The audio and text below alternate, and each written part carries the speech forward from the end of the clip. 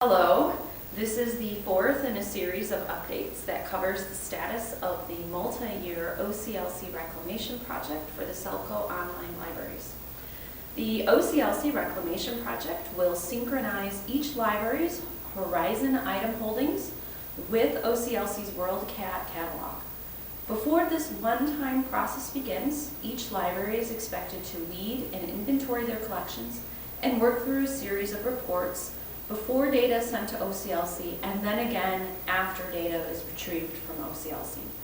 For more information on this whole OCLC reclamation project, please visit the cataloging section of the website, which I will show you how to get to from here. Here's the SELCO homepage. You go to Technology Services, Basic Services, and there we are. So there's a whole tab that outlines the OCLC reclamation project, and oh look, there's some more updates on there. Okay, and it'll walk you through a few things. So it's been a while since I've done update 3. I think that was done in December, so now we're going to go ahead and do an update for the last few months from January basically to today, which is the 25th, I believe, 26th of March. So first, we had a fantastic turnout for a weeding workshop that we had here, which is recorded down here, and I'll show you how to get to that again in a second. We had over 40 people attend the 2 sessions of a weeding workshop with Mary Kelly and Holly Hibner, who have a very funny Awful Library Books blog where they post library books that are considered somewhat awful for various reasons on their website. And then the comments are actually the most amusing part of the whole blog. They walked through a kind of a why people don't weed and why you should weed, and gave some examples. It was very amusing. The second half of the session was more statistical and sort of walked you through what you need to do. Talked about different sort of reports. You could be running shelf lists, that kind of thing. So I encourage you all to listen to this if you were not able to attend. The first half will probably have you rolling on the floor. It really is funny. So the comments I got back from the survey that I handed out during the session were generally very positive. I kept hearing kind of 2 comments back. One was, wow, I've been putting off weeding. This has now enticed me to go and weed. So I'm going to go back to my library and I'm going to weed. And I have seen an uptick in the last couple months of the amount of items that are weeding. So great, this served part of its purpose. The other comment I got was a lot of confusion about reports. And so as a result, I created this website that you're looking at. And I'll show you now how to get there. So we'll go back to the SELCO homepage here. You go to Technology Services, Basic Services, Cataloging. And there's a tab down here called Weeding, but you'll also notice it's over here as well. So this is just a child page or a linked out page so that it's its own direct link up here. You can see it's just cat/weeding. And I put a bunch of different resources on here. I hope you are using this site. I hope you find it useful. If you have any suggestions or concerns or comments, do just send me an email and let me know. I talk about why we weed and the benefits of weeding, and I've taken a lot of that information right from the CREW manual, which is a pretty standard weeding manual in the library world. It stands for Continuous Review and Evaluation for Weeding, I believe. It's not just about weeding, it's about reviewing and evaluating your collection, and weeding is one step of that. And weeding guidelines and manuals, if I click here, you'll see some information about weeding with CREW, and I give the link to the entire CREW manual, which is free and available on the internet. It's a large PDF, so I recommend sort of breaking it up. And schools, I got a few concerns from some schools that they felt like maybe the CREW manual, which is geared towards medium and small public libraries, but is very applicable to larger libraries and schools. A lot of the criteria remain the same. But there's also this book that you can find in the SELCO collection here called Less is More, Practical Guide to Weeding. We've got several copies. One of these is on my desk, so really only one is available. But take a look, it's really useful. It walks you through sort of each Dewey number range and says, this is generally what you want to have in your school collection, or you can apply this to your juvenile collection as well, and this is what you don't want to have. And it gives you very specific examples. So that's another great resource. Then I've listed a few others. An ALA bibliography is always a helpful thing to have, and you can click there and see what ALA says about weeding. And here is their website and some of their information on weeding. And Booklist has been doing a series, and I'll have to check. It's been a few months since I've looked to see if they have anything beyond the 400 and 500s. But kind of each month they're going through these general Dewey areas and telling you what you should be weeding or what's a good idea to look at for evaluation. There's also a great webinar if you're a reluctant weeder. I found this pretty amusing. And there's some good questions at the end, especially about what to do with your reference collection and all those children manuals and stuff like that.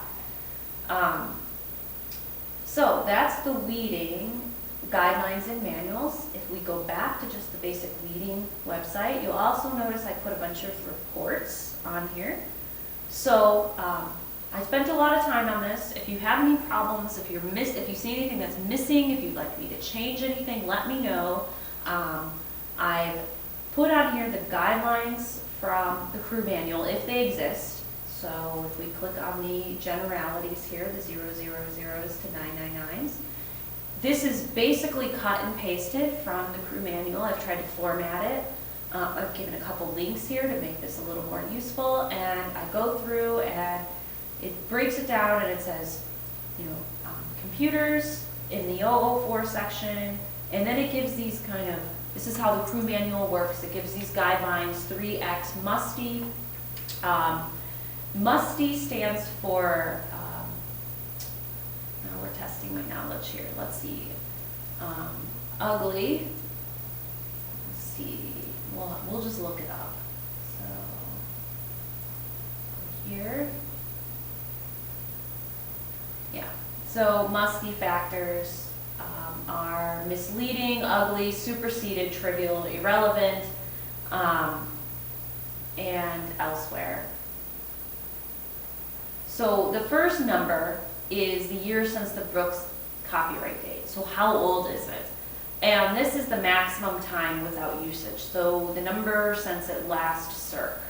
So if we go back and look at our 0004, here are computers, you can see that if the book is misleading, ugly, superseded, trivial, irrelevant, or available elsewhere, and remember we are part of a large consortium, but there's also Minitext too, and Minlink that you can look at. So available elsewhere, if it has one of these musty standards, these are sort of the subjective standards that you as the person who's holding and looking at this book has to use to help you decide if it's going to be weeded or not. And these two are the more hard standards. So if the book is more than 3 years old, according to Crew, they think you should pitch it because it's a computer book and things change very rapidly. Doesn't matter, the X means it doesn't matter how long it's been since it's served. So if it's more than 3 years old, if it has any of these, or if you don't care if it has any of these or not, but it's more than 3 years old, you should get rid of it, according to the Crew manual.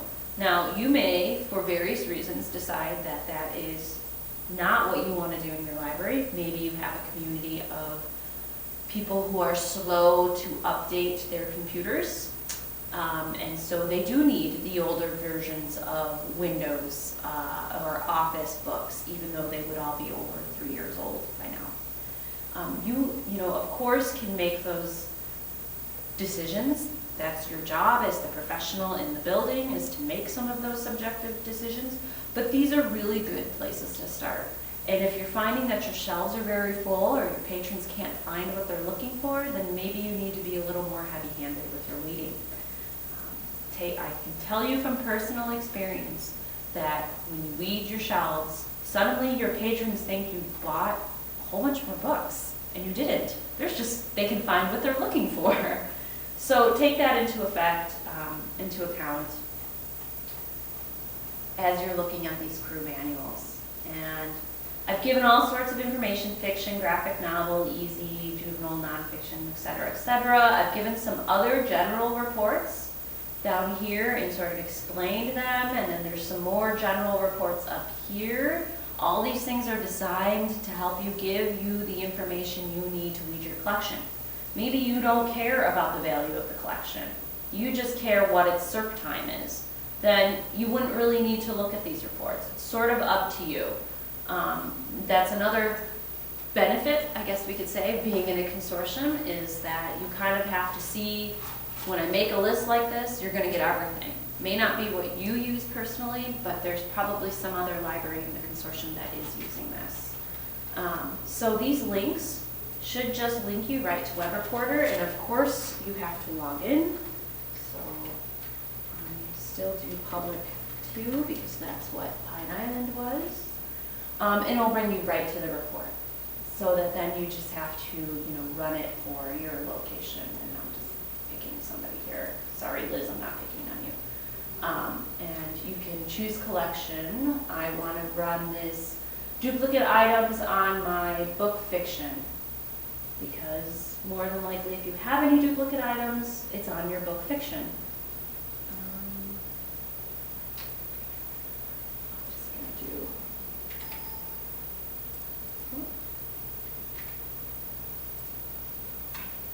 And there it is.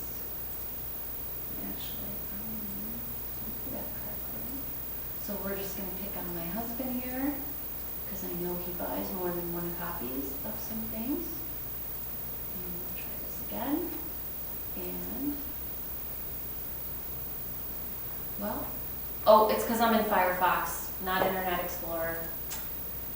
You have to use Internet Explorer for Web Reporter.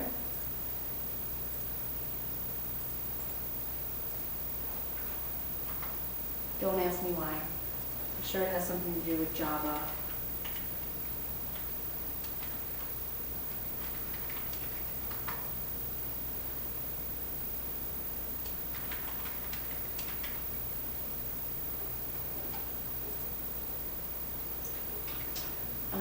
And if you didn't get the link, like I just didn't, they're all down here in the weeding reports, and I call them OCLC crew weeding, but you can use them anytime. I just kind of had to create a folder to put them all in. And you'll notice too, I've put in the description the link to the crew information, so you can copy and paste this here, and you're back at crew information. I'll have to go through and update these. I meant to bring it exactly to the 000s, and this one should bring you right to the 100s. So I'll fix that. But so if we want to do duplicate items on one title, we had to do this by collection, because otherwise you end up with all your magazines, because those are all more than one item on a collection. So again, I'm picking on my husband here. So run report. And of course, it takes a few minutes. And here are all of his duplicate items. So he's got, let's see, 1, 2, 3, 4 copies of this. I'm pretty sure it's James Patterson. Yep. It's, you can see your number of checkouts here, and he's marked these as withdrawn. So you can see he buys a lot of copies of James Patterson. And of course, you can go to File and export this as an Excel spreadsheet. You can sort it by call number, either here or in Excel. And you can go to your shelves and pull your duplicate items if you don't want them anymore, or maybe you do want them. Maybe you want to hold on to them. Okay, so So let's see, where were we? We will go back to SELCO. And back here, so that's reading reports. We'll come back to this one. This walks you through sort of how to batch remove items from Horizon, which just has a link that now it wants me to log in. It's your email login, generally, not your Horizon login. And there you go, it walks you through sort of how to batch withdraw items so you're not doing them one at a time. Saves you a little time there. Go back to the reading page. I put this on here because, mainly because I've heard all these excuses in the last month or two, and this is my reaction to what people tell me. There are a bunch of different excuses. This is taken from that Less is More book that I showed you before, and if you scroll down, you can see it's just a scanned PDF. Hopefully, because it's behind a password protected site, it's okay. You know, there's an excuse, everybody has an excuse why not to weed, and basically when it comes down to it, it's unpleasant. Buying books is a lot easier than getting rid of books. We all like that part of it, but this is the other half of it, and I know there's a lot of reasons not to weed, but it's part of your job. You got to do it. And more about from the crew manual, sort of encouraging the hesitant weeder, and then the Awful Library Books Weeding Workshop. But the other thing I wanted to cover about weeding is removing weeded items from your library. Again, we are still working with Network for Better Futures. In the last 3 months, we have had 2 pickups, one in January, one in March. We picked up over 200 books each time at just SELCO. So that's 400 books in the last 3 months, boxes of books, sorry. 400 boxes of books. And then I know they stopped at Owatonna, and I believe they went to Pine Island after one of them, and Owatonna after another. So they are continuing to pick up a lot of weeded books in our region. And again, they do good things with these books, and so you can wash your conscience clean because you are doing good things with the material you are removing from your library. If you do want to send us weeded boxes of books, we want to make sure that the boxes are shut.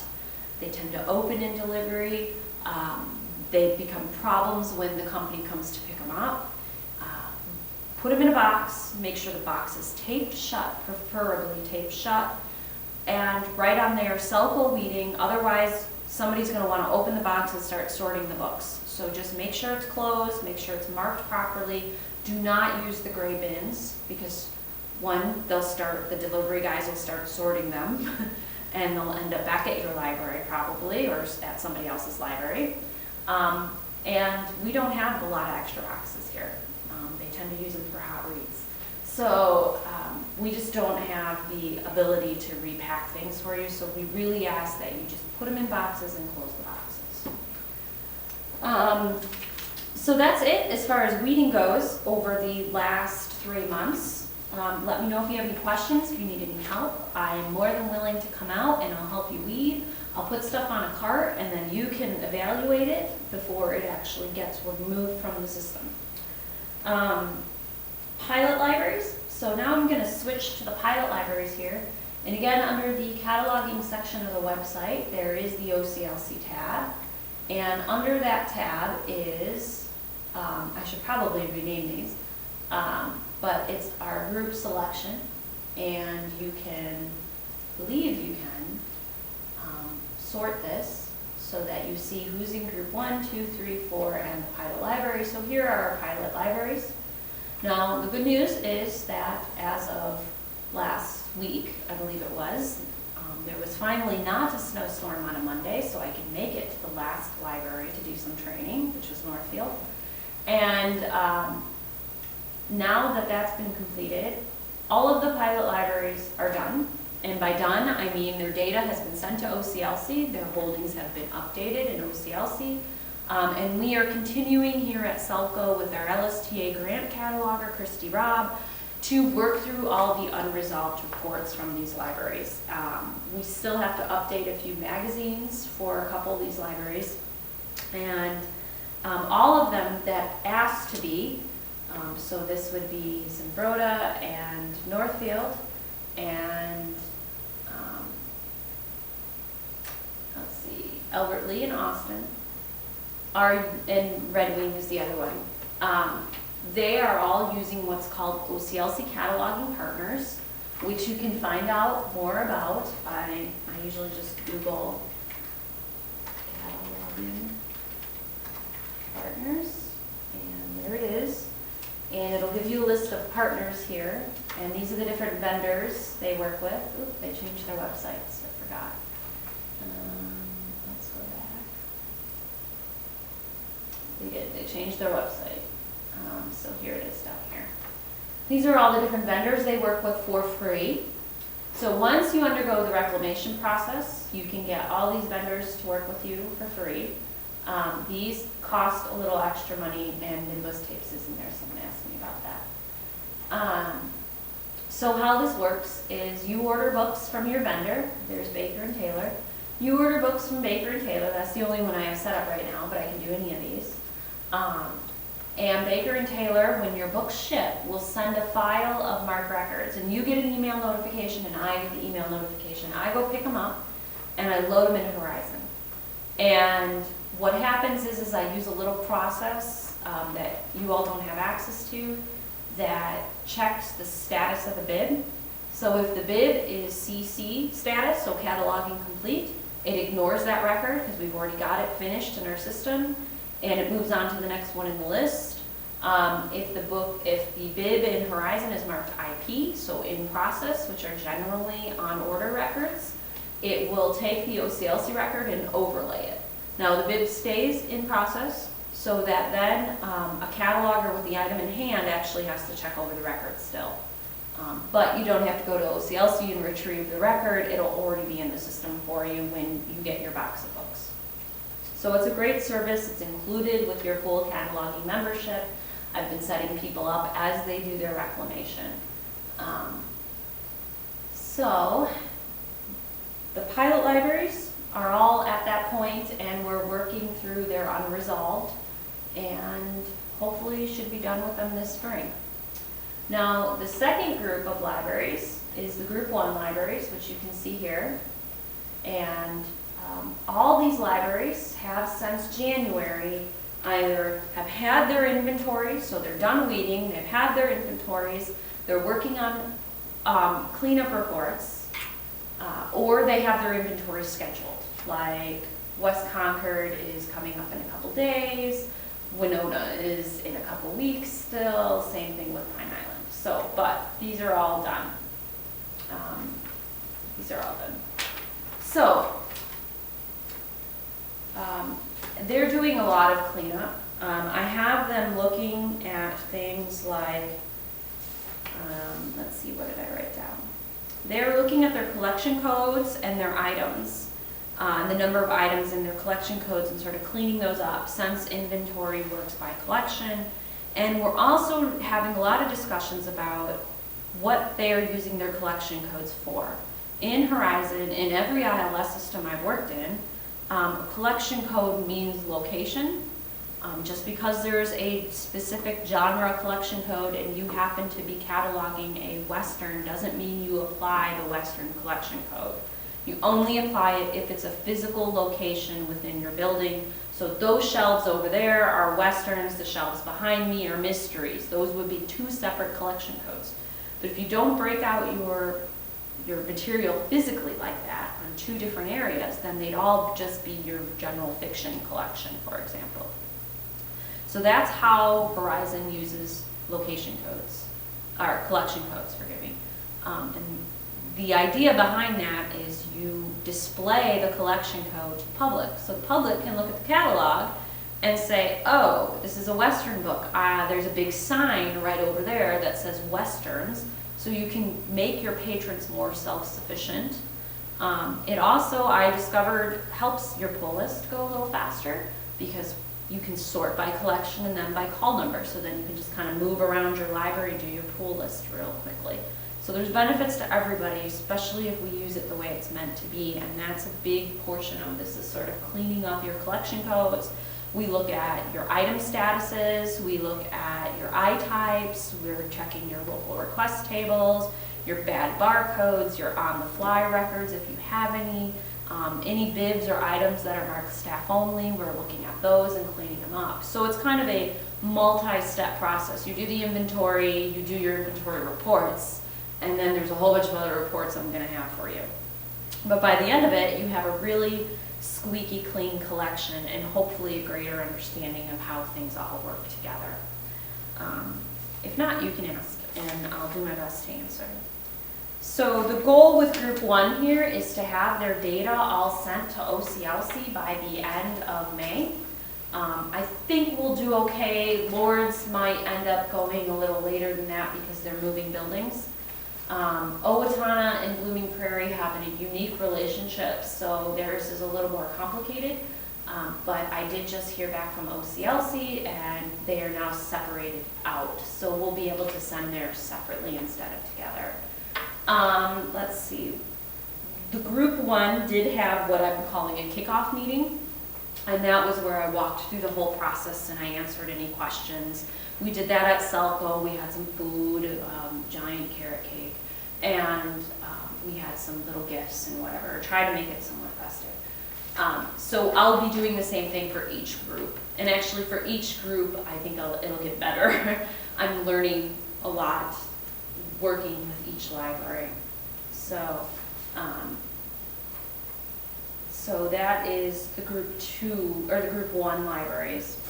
So a few other developments. I want to remind you that on the OCLC tab, if you're kind of wondering what the timeline is and why you haven't heard from me, it's probably because you're not in the group yet. Oops, wrong one.